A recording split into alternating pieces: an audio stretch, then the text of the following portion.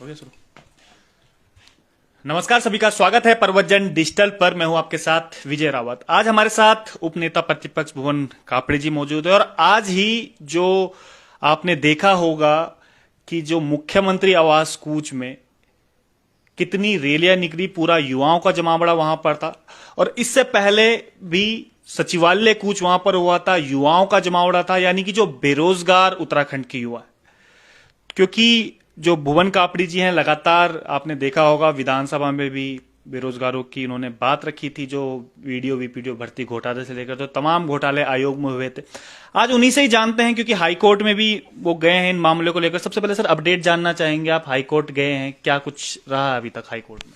देखिए, हाईकोर्ट ने हमसे ये कहा कि आपको क्या लगता है कौन लोग ऐसे हैं जिन्हें सरकार बचा रही है, उनका नाम खोलिए।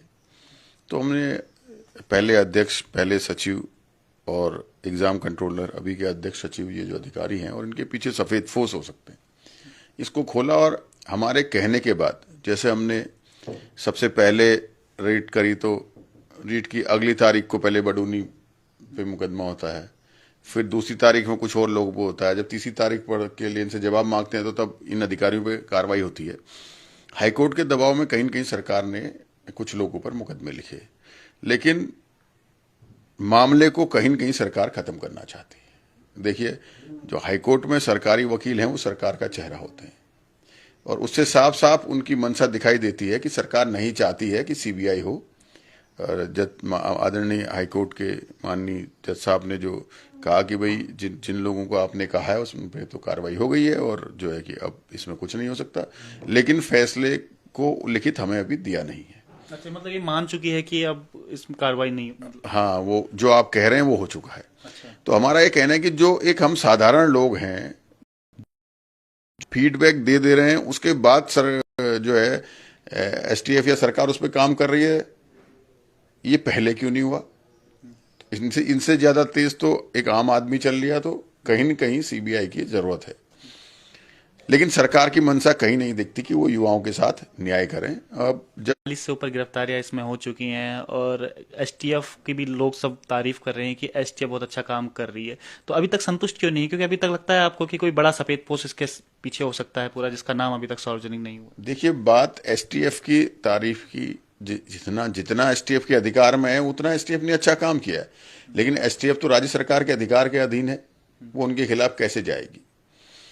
एसटीएफ अगर बडूनी जी की रिमांड चाहती थी, उन पर मुकदमा चाहती थी, तो सरकार ने उसे विजिलेंस को क्यों दिया? एक तरफ तो सरकार कहती है कि एसटीएफ बहुत अच्छा काम कर रही है, दूसरी तरफ जो अधिकारी है उनकी जांच जो है विजिलेंस को दे रही है। तो सरकार का दोहरा चरित्र सामने दिखाई दे रहा है। बात संतुष्ट होने की नहीं है, मेरे संतुष्ट होने या मेरे मान जाने से नहीं, बात उत्तराखंड को न्याय दिलाने से है। आज अगर सरकार इसमें सख्ती से कार्रवाई करेगी तो आने वाले समय में जो है नकल कराने से, नकल करने से सीटों को बेचने खरीदने में लोग डरेंगे। अगर सरकार ने जैसे 4 आरोपी छूट गए, हल्की फुल्की कार्रवाई करी, तो साल 6 महीने बाद सब ये अपना धंधा दोबारा चालू कर देंगे, फिर वही हाल होगा। तो इसलिए जरूरी है कि इस पे मजबूत कार्रवाई हो और इसके अंतिम छोर तक जो लोग हैं उन्हें पकड़ा जाए और साथ ही उत्तराखंड के युवाओं को न्याय भी मिल पाए। ऐसा ना हो कि जैसे पिछली बार रुड़की में जब फॉरेस्ट गार्ड वाली भर्ती में ब्लूटूथ से नकल की बात हुई थी, पकड़े गए थे, वो दोनों जो मुकदमे जो है जाकर जो है हाईकोर्ट में ऑस्ट्राइल हो गए, मुकदमे ही खत्म हो गए, समझौते हो गए।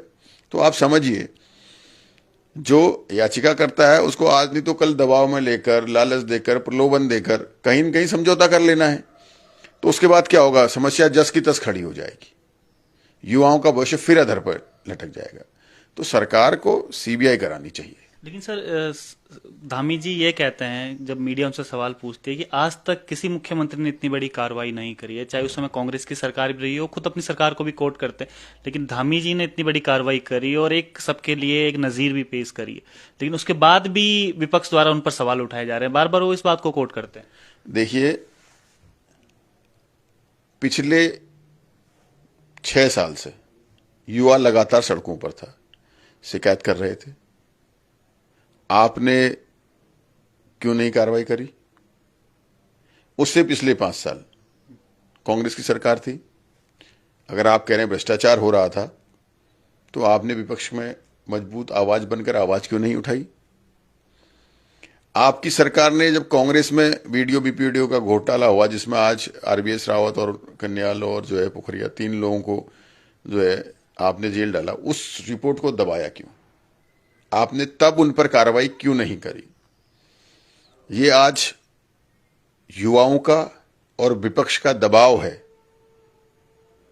जो तथ्यों के साथ, साक्ष्यों के साथ विधानसभा से लेकर सड़क से लेकर सदन तक जिस बात को कहते हैं, जिसमें आंदोलन किया गया, तो सरकार को युवाओं की आवाज के आगे झुकना पड़ा। सरकार ने शुरुआत करी और बिल्कुल ताश के पत्तों की तरह लगातार धड़ धड़ धड़ धड़ धड़ सारे गिरफ्तार होते चले गए। आप सोचिए कि आज आप मुकदमा करते हैं और दूसरे दिन आप गिरफ्तारी शुरू कर देते हैं, तो सब कुछ तैयार था, सबको पता था। लेकिन सरकार की अगर इच्छा शक्ति थी तो खुद क्यों नहीं किया? इसके वो 6 साल 7 साल तक सड़कों पर क्यों उतारा, उन पे मुकदमे क्यों लगाए, उन्हें जेल क्यों भेजा? ये बड़ा प्रश्न है। बड़ा प्रश्न सर ये भी है क्योंकि इसमें जब पूरी भर्ती की जांच की गई, इसमें जब विधानसभा की भर्ती भी हुई तो उसमें कांग्रेस के भी नेताओं के नाम आए। देखिए, बात भाजपा या कांग्रेस की तो है ही नहीं, बात उत्तराखंड के युवाओं के भविष्य की बात करी थी। तो सरकार को सरकार में रहते हुए मजबूत फैसले लेने चाहिए। और जब विपक्ष में थे, आपने विपक्ष की आवाज बनकर ये आवाज क्यों नहीं उठाई? तो भारतीय जनता पार्टी अगर आज सीबीआई नहीं कराती तब भी दोषी है, और भारतीय जनता पार्टी ने विपक्ष में रहकर युवाओं की आवाज को बुलंद नहीं किया तब भी दोषी है। अच्छा, इसमें टेक्निकल पॉइंट एक और है। अभी विधानसभा भर्तियों की मैं बात करूं तो अब कोर्ट ने उनको कहा है कि भाई आप इनको कुछ टाइम दिया है सरकार को, इसमें जवाब दीजिए और जो भर्ती आपने निरस्त करी है उनको दोबारा से ज्वाइनिंग कीजिएगा। अब सरकार के पास ये बोलने के लिए हो जाएगा कि भाई हमने तो इनको निरस्त कर दिया था, अब कोर्ट ने देखिए ये बोल दिया। तो इस पे क्या कहेंगे? एक टेक्निकल पॉइंट भी इसमें जुड़ गया है क्योंकि जनता का बड़ा दबाव था, आप कह रहे हैं, आप विपक्ष का और बेरोजगारों का बड़ा दबाव था कि भाई गलत तरीके से हुई है, लेकिन कोर्ट ने कहा है कि इनको दोबारा से ज्वाइनिंग कीजिए। अब सरकार के पास भी एक जवाब है देने के लिए। देखिए, सरकार की मंशा विधानसभा की भर्ती हो, चाहे भर्ती हो, इनमें जो संपूर्ण न्याय कहते हैं वो करने की है ही नहीं। अगर विधानसभा के अंदर कोई घोटाला हुआ है तो विधायकों की एक कमेटी बनती है, वो कमेटी जांच करती, वो कमेटी अपनी रिपोर्ट जमा करती। विधायकों के, आप ये कहिए कि विधानसभा में विधायकी की ही कमेटी बननी चाहिए थी, जो पूरे तरीके से जो नियम है उसको भी पूर्ण करते हैं। आप अभी तो सरकार ने खुद ही, देखिए, जब कोई दोष कमेटी में तो ये पाया गया ना कि गलत तरीके से हुई है, तब ये बिल्कुल चीजें पाया गया। सामने पे आई थी और सचिव की भी बर्खास्तगी इसमें हुई। बिल्कुल पाया गया, कमेटी ने बिल्कुल कहा, ईमानदारी से काम किया। लेकिन जो नियम है, जो कानून है, उनको जब आप कहीं अपराधी को बचाना चाहते हैं तो उसमें हिला हवाली ढील छोड़कर उनको मौका दे देते हैं। सरकार ने यही किया है। सरकार एक तरफ तो युवाओं के न्याय की बात करती है, दूसरी तरफ सरकार जो है कि सीबीआई न हो करके अपने सारा सरकारी अमला वकीलों का खड़ा करती है। क्यों? सरकार अगर न्याय, सीबीआई से किस बात का डर है सरकार को? तो सरकार का चेहरा कोर्ट में उनके सरकारी वकीलों के माध्यम से दिखाई दे रहा है। उनके मन में डर है, इसलिए सीबीआई नहीं कराना चाहते।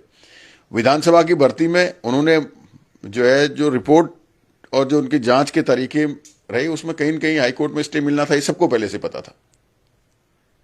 अगर आप न्याय करना चाहते हैं तो आपको न्यायिक व्यवस्था इतनी मजबूत करनी चाहिए थी कि आपको पता था कि जब इसमें जजमेंट हम देंगे तो उसके बाद ये कोर्ट जाएंगे। अगर आप अपराधियों को बाहर करना चाहते थे तो आपने व्यवस्था ऐसी करनी चाहिए थी, कोर्ट में जाकर जो है वो जीतने की जगह हारते। तो आपने वो व्यवस्था नहीं करी, आपने मौका दिया। भारतीय जनता पार्टी सिर्फ दिखावा करती है। जैसे आपके कहा 15 लाख आपके खाते में आएंगे, फिर कह दिया चुनावी जुमला है।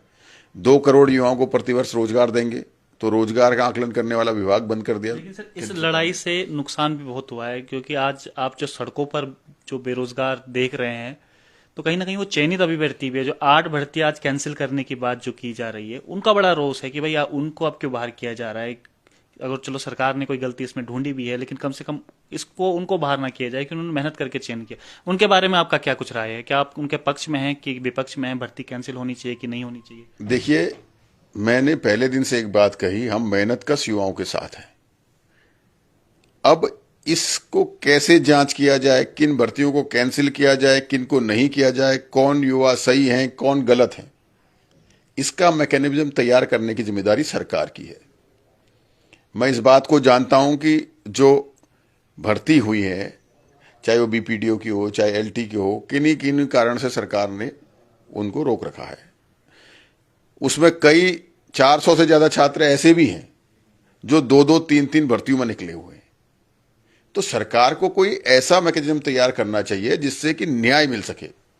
सरकार की जिम्मेदारी न्याय देने की है।